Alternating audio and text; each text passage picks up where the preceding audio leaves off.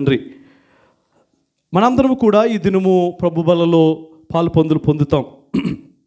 చాలామంది పాలు పందులు పొందే ముందు తమ్మును తాము చక్కని రీతిలో సిద్ధపాటు చేసుకోవాలి. నిన్నటి దినాన్ని మనకి యథావిధిగా జరిగే కూడిక, ఆన్లైన్ కూడికను మనం జరిపించలేకపోయాం. మరి చక్కని రీతిలో మరి నిన్న ఫంక్షన్ కారణంగా మన కూడికను మనం జరిపించలేకపోయాం.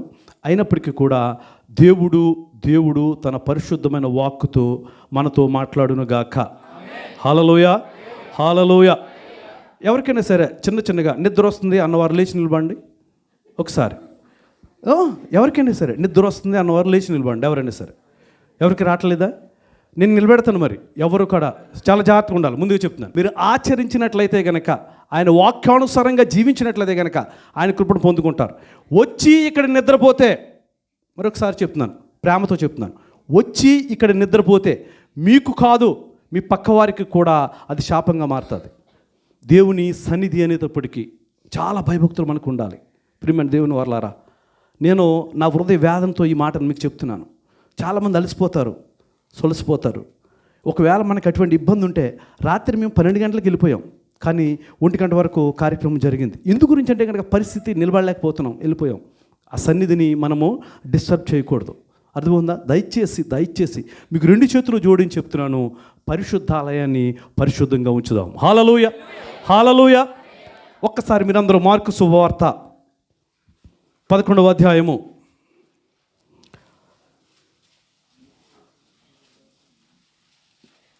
22వ వచనాన్ని చదువుదాం. అందుకు యేసు వారితో ఇట్లనెను, మీరు దేవుని యందు విశ్వాసం ఉంచండి. ఒకసారి నా వంక చూడండి. మీరందరూ కూడా నా వంక చూడండి. మీ పక్క వాళ్ళు చేపట్టుకోండి. ఓకే, అందరూ ఒకరికొకరు పట్టుకోండి. చెప్పండి. ఇప్పుడు మీరు దేవుని యందు విశ్వాసం ఉంచండి. నవ్వుతూ చెప్పాలి బిగ్గరగా. అందరూ ఒకరికొకరు, మీరు దేవుని యందు విశ్వాసం ఉంచండి. హల్లెలూయ. మనం ఎవరి యందు విశ్వాసం ఉంచాలండి? దేవుని యందు విశ్వాసం ఉంచాలి. మన విశ్వాసానికి కర్తయు దాన్ని కొనసాగించువాడైన దేవుని యందు విశ్వాసం ఉంచితే గనక మనము చెయ్యలేని కార్యాలు ఆయన చేస్తాడు. హల్లెలూయ. మనం చెయ్యలేని కార్యాలు దేవుడు చేస్తాడు. అందుకే ఇక్కడ యేసుక్రీస్తు ప్రభుల వారు స్పష్టమైన రీతిలో మాట్లాడుచున్న మాట, అందుకు యేసు వారితో, అక్కడున్న జనాంగముతో, అక్కడున్న వారందరితో, అక్కడున్న వారి యొక్క దేవునితో ఉన్న, అది యేసుక్రీస్తు ప్రభుల వారితో ఉన్న ఆ యొక్క ఎవరండి వారు? యేసుక్రీస్తు ప్రభుల వారితో ఎవరున్నారు? శిష్యులు. ఆ శిష్యులతో మాట్లాడుతూ ఉన్నారు. వారితో ఇట్లా నేను, మీరు దేవుని యందు విశ్వాసం ఉంచండి. దేవుని యందు ఏముంచండి? విశ్వాసము. సంఘములో చేరి ఉన్న ప్రతి బిడ్డ కూడా విశ్వాసులు అని పిలువబడతాం. మనం ఏం పిలువబడతామండి? విశ్వాసులు. మన విశ్వాసము పరిమాణం ఎంతవరకు ఉంది? మన విశ్వాస పరిమాణము ఎంతవరకు ఉంది? పరిమాణము అంటే కనుక మన విశ్వాసము ఎంతవరకు మనము దేవుని యందు విశ్వాసం ఉంచి మనం ముందుకు కొనసాగుతూ ఉంటున్నాం. మీకు విషయం చెప్తాను, చాలా జాగ్రత్తగా చూడండి. మన విశ్వాసములో కొనసాగేటప్పుడు, విశ్వాసములో పరిగెట్టేటప్పుడు, విశ్వాసములో ప్రార్థన చేసేటప్పుడు ఎవరు మనల్ని డిస్టర్బ్ చేస్తారు? అబ్బా, ఎంత గట్టిగా చెప్తున్నారు. మన పక్కనే ఉన్నట్టు చెప్తున్నారు మీరు. నేను ఎందుకు గురించి చెప్తున్నానంటే కనుక, ప్రియమైన దేవుని వర్లారా, ఎప్పుడైతే మనం విశ్వాసంలో పరుగు పెడుతున్నామే, నీకు బలం లేదంటాడు. ఏమంటాడండి? నీకు బలం లేదు, నీకు శక్తి లేదు, నీకు జ్ఞానం లేదు, నీకేమీ లేదు అని చెప్పేసి ఎవరంటారండి? కానీ ఆ యొక్క సాతాన్ని తన మడిమ కింద వేసి తొక్కినవాడు ఎవరండి? నా యేసయ్య. ఆయన చెప్తున్నారు, మీరు విశ్వాసం ఉంచండి. హల్లెలూయ, హల్లెలూయ. ఆ విశ్వాస వీరులు అనేక మంది ఉన్నారు పరిశుద్ధ గ్రంథంలో. నేను కూడా అనేకమైన మార్లు మనం విన్నాం విశ్వాస వీరుల కొరకు. దానియేలును ఎక్కడేశారండి? సింహబోన్లో వేసినప్పుడు ఆయన విశ్వాసమే. ఆయన ప్రార్థన చేశారు. ఆయన ప్రార్థన చేసినప్పుడు ఆ పులులు ఏమైనా చేసినాయండి? ఆ నెబుకద్నెజరు రాజు ఎంతో రాత్రంతా కూడా నిద్రపోలేదు, రాత్రంతా కూడా ఆయన భోంచేయలేదు, రాత్రి కూడా నిద్రపోలేదు. ఎప్పుడు తెల్లారుతుందా అని చెప్పేసి ఎదురు చూశాడు. ఎప్పుడైతే తెల్లారిందో వచ్చేసి ఆ బోను దగ్గరకు వచ్చి దుఃఖమైన హృదయముతో, ఆ వణుకటి స్వరముతో దానియేలు అని పిలుస్తూ ఉంటున్నారు. ఏమని పిలుస్తున్నారండి? దానియేలు అని పిలుస్తూ ఉంటున్నారు. ఆయన అనుకున్నారు, ఇంకా దానియేలుని తినేసి అని చెప్పేసి అనుకుంటున్నాడు. కానీ నా దేవుడు విశ్వాసానికి కర్త, దాన్ని కొనసాగించేవారు, జీవము కలిగిన తండ్రి, ఆయన వారిని తప్పించాడు. హల్లెలూయా, హల్లెలూయా. మనందరం కూడా విశ్వాసంతో ప్రార్థన చేయాలి. ఎప్పుడైతే విశ్వాసంతో మనం ప్రార్థన చేస్తామో, మరొకసారి చెప్తున్నాను, మనము చేయలేని కార్యాలను నా దేవుడు చేస్తాడు. నేను చెప్తున్నాను, ఈ సంవత్సరంలో నేను చేయలేను అనుకున్నవి అనేకమైన కార్యాలు నా దేవుడు జరిగిస్తూ ఉంటున్నాడు నా జీవితంలో. ఎప్పటికప్పుడు నూతనమైన క్రియలు దేవుడు చేస్తూ ఉంటాడు, నూతనమైనవి.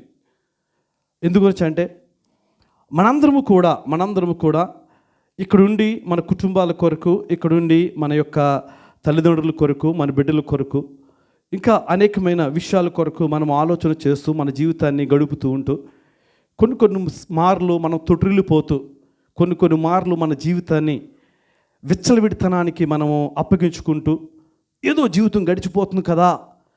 మీకు విషయం చెప్పనా, చాలామంది ఇక్కడికి వచ్చిన ఉద్దేశాన్ని మర్చిపోతూ ఉంటారు, పర్పస్ని మర్చిపోతూ ఉంటారు.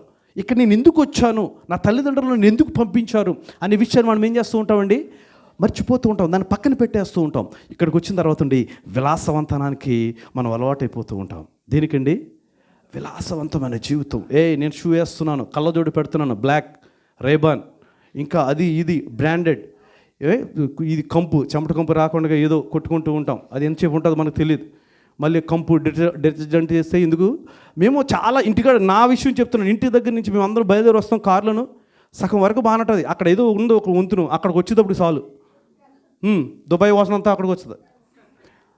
నేను ఎందుకు గురించి చెప్తున్నానంటే కనుక మన యొక్క బ్రతుకుల్లో మన యొక్క జీవితంలో విశ్వాసం ఉంచవలసిన వారి మీద మనం విశ్వాసం ఉంచాం.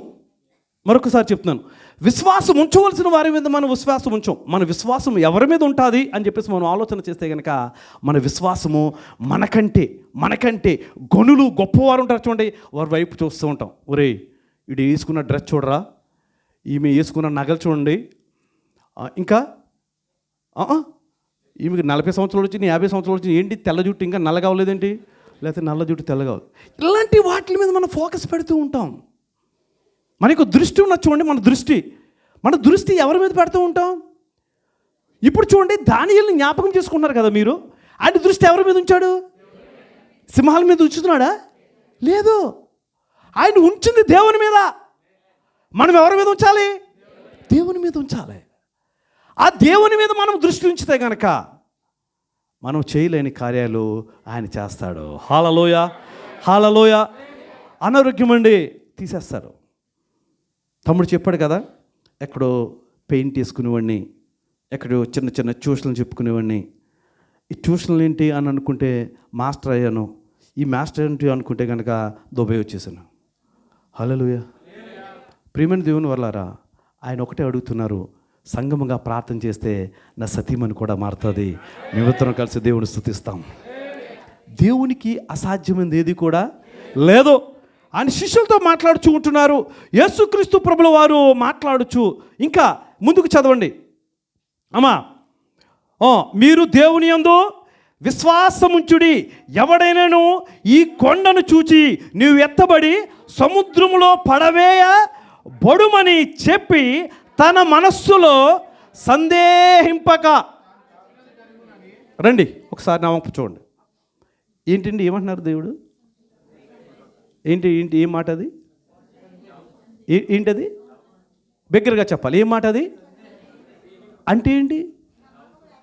అదిగో తల్లి చెప్తున్నారు, స్త్రీల అధ్యక్షురాలు చెప్తున్నారు, ఏం లేకపోవటం అండి, నమ్మకము లేకపోవటం.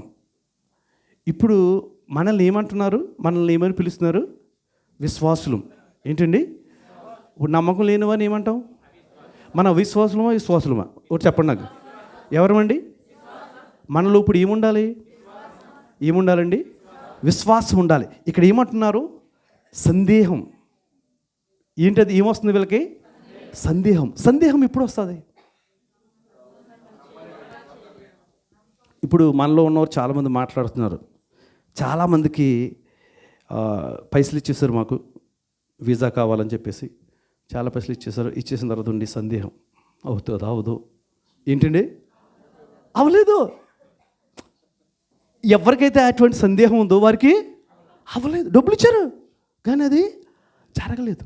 ఓ విషయం చెప్తున్నాను మీకు, మనము సందేహించకూడదో ఎంచుకుని ఏర్పాటు చేసుకుని ఆ విశ్వాసాన్ని మనలో కొనసాగించాలని, పెంపొందించాలని దినదినము కూడా ఆయన వాక్యముతో, ప్రార్థనతో, మాటలతో మనల్ని దేవుడు పోషిస్తూ ఉంటున్నాడు ఆత్మీయ జీవితాన్ని. కానీ ఈ ఆత్మీయ జీవితాన్ని మనం పణంగా పెట్టేస్తూ ఉంటున్నాం. మన దృష్టి దేవుని వైపు కాదు, మన దృష్టి వాక్యం వైపు కాదు, మన దృష్టి ప్రార్థన వైపు కాదు, మన దృష్టి విశ్వాసం వైపు కాదు, మన దృష్టి లోకం వైపు ఉంటుంది. ఇప్పుడు లోకం వైపు మన దృష్టి ఉన్నప్పుడు మన విశ్వాసం ఎలా అవుతామా?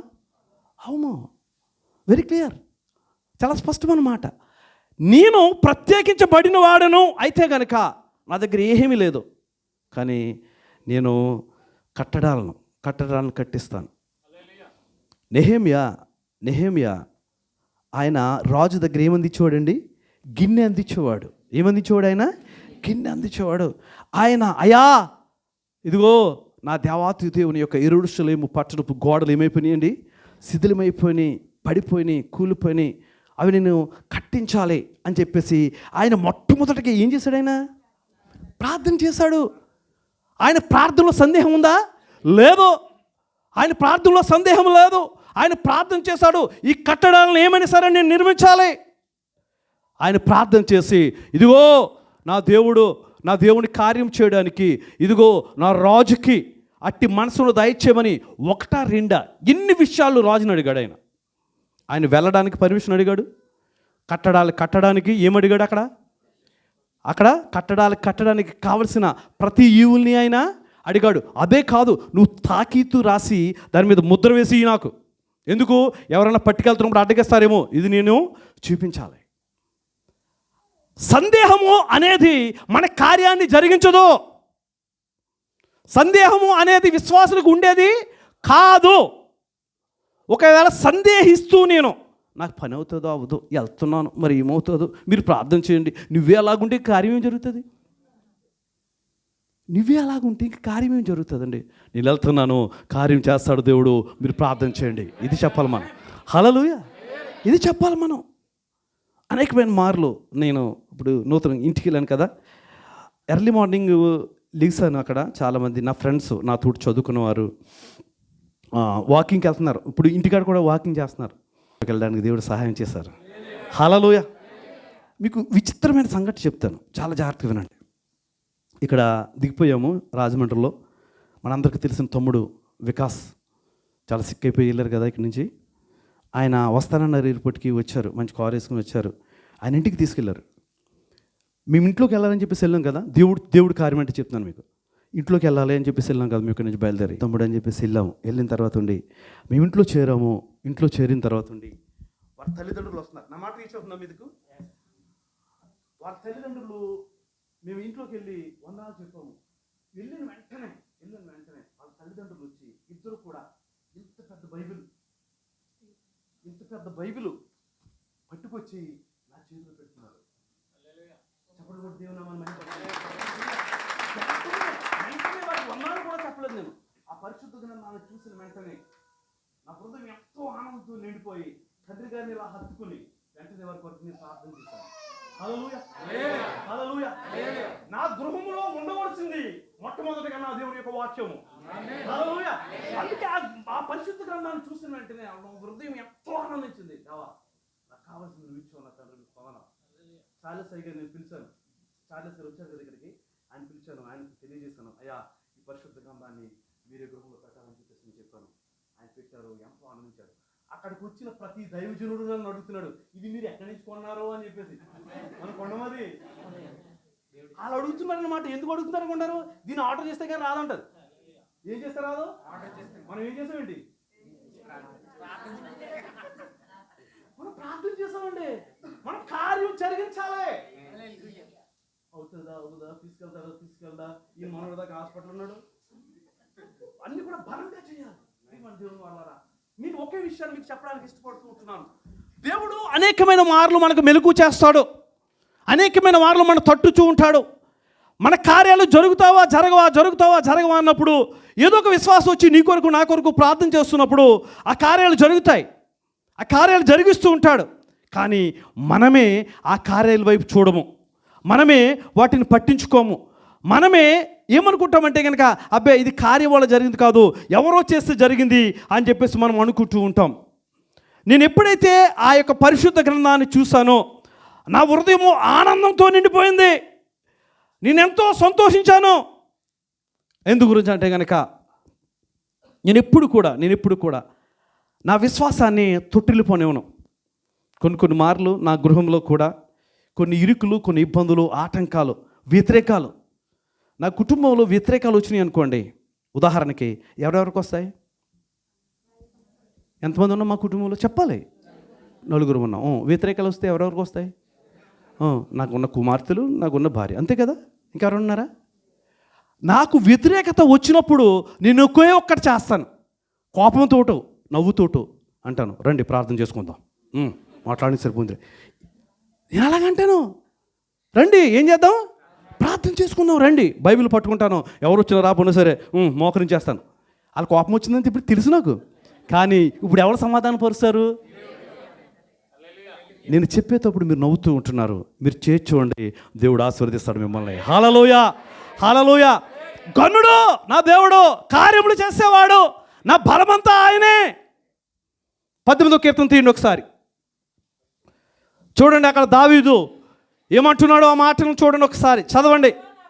యెహోవా నా బలమా, నేను నిన్ను ప్రేమించుచున్నాను. మనం ప్రేమిస్తున్నామా దేవుణ్ణి? బలమైన దేవుణ్ణి మనం ప్రేమిస్తూ ఉంటున్నామా? ఆయన కీర్తిస్తూ ఉంటున్నామా? ఆయన మన బలము. మనం ఒకటే అంటాం, నా భార్యతో మాట్లాడి నెల తడిపడిపోతుందని మాట్లాడతలేదు, మాట్లాడకుండా ఏం చేద్దాము? ఏమండి, మాట్లాడాలి. క్షమించుకునే గుణం ఏది మంది? తగ్గించుకునే గుణం ఏది మంది? ప్రేమించే గుణం ఏది మంది? ఈ గుణాలన్నీ ఎవరేయండి? మనం దేవుని బిడ్డలమే, కానీ ఆ గుణాలు మాత్రం మనకు రావు. మనము దేవుని బిడ్డలమే, కానీ ఆ గుణాలు మనం కలిగి ఉండాలి. ప్రియమైన దేవుని వల్లారా, ఆ గుణాలు మనం కలిగి ఉన్నప్పుడు మనము దేవునితో ఏకమవుతాం, దేవునితో మిళితం అవుతాం, ఆయనలో విరగ్గొట్టబడతాం, ఆయనలో నలగొట్టబడతాం. ఇప్పుడు ఆయన రాజ్యంలో ఉంటాం. హల్లెలూయా. ఈరోజు దినము చదువుకున్న కీర్తన భాగంలో ఆఖరి మాట ఏమంటున్నారండి? ఆఖరి మాట చూడండి. యెహోవా ఎలాంటి కాలం ఉన్నది? శాశ్వత కాలము నుండి శాశ్వత కాలం వరకు ఆయన స్తుతింపబడాలి. ఆయన స్తుతి నీ నోట ఉండాలి. ఆయన మహిమపరచాలి, ఆయన కీర్తించాలి, ఆయన సన్నుతించాలి, ఆయన ఆరాధించాలి, ఆయన ఘనపరచాలి. ప్రియమైన దేవుని బిడ్డ, నువ్వు ఆయన కలిగి ఉంటే గనక నువ్వు క్షమించాలి. నీ శత్రువుని క్షమించమంటున్నాడు దేవుడు. నీ భార్యని క్షమించట్లేదు, నీ భర్తని క్షమించట్లేదు. దుబాయ్ వచ్చి నీ డబ్బులు పంపించేస్తాను, ఏం చేస్తారో అంటున్నావు. అక్కడ చేసేదే చేస్తున్నాడు ఆయన కొత్తగా ఏమీ చేయట్లేదు. వారు కొత్తగా ఏమీ చేయట్లేదు. బైక్ యాక్సిడెంట్లు మామూలే, తాగుడు మామూలే, అన్నీ మామూలు కాంది ఏంటంటే కనుక మనలో సమాధానం లేదు, మనలో తగ్గింపు లేదు, మనం ఒకరినొకరు అర్థం చేసుకోము.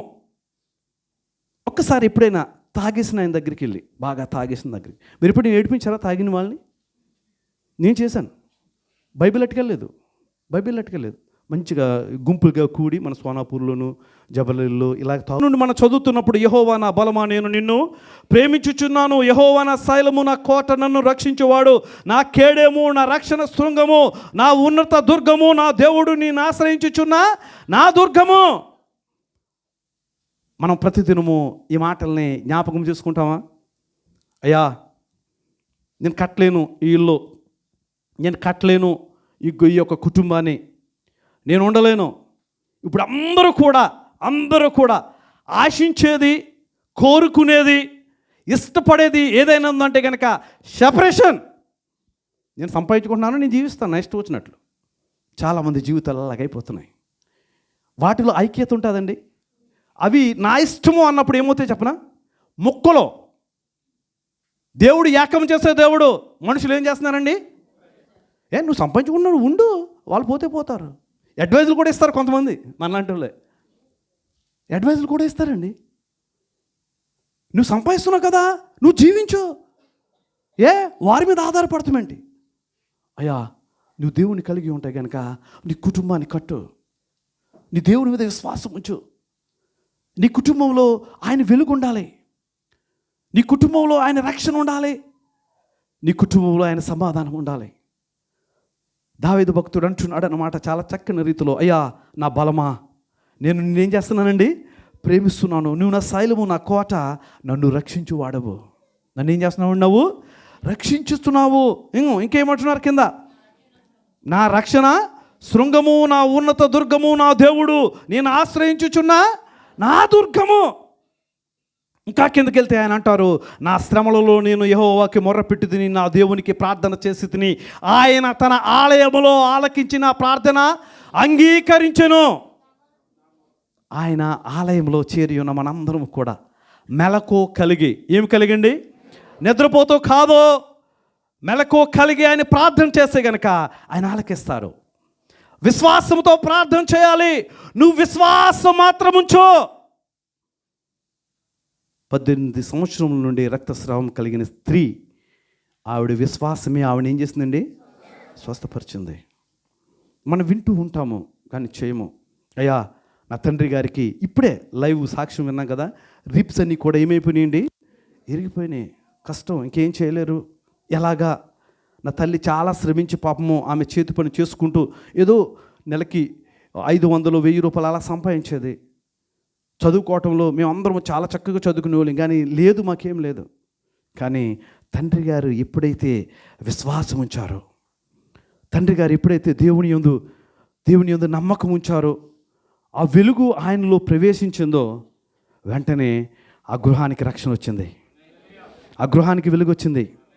ఈ దినము నువ్వు వెలుగుగా మారడానికి ఆ సమాధానం నా గృహంలో ఉండాలి, ఆ కార్యము నా గృహంలో జరగాలి, ఆ విశ్వాసము నాలో ఉండాలి అని నీకుంటే గనక చిన్న ప్రార్థన చేయి. అయ్యా ఈ దినం వరకు నా తండ్రి అవిశ్వాసాన్ని నేను ఉంచలేదు నా తండ్రి, ఇంకా అవిశ్వాసురాలుగా నేను ఉంటున్నాను నా దేవా, నన్ను జ్ఞాపకం చేసుకోండి నా తండ్రి.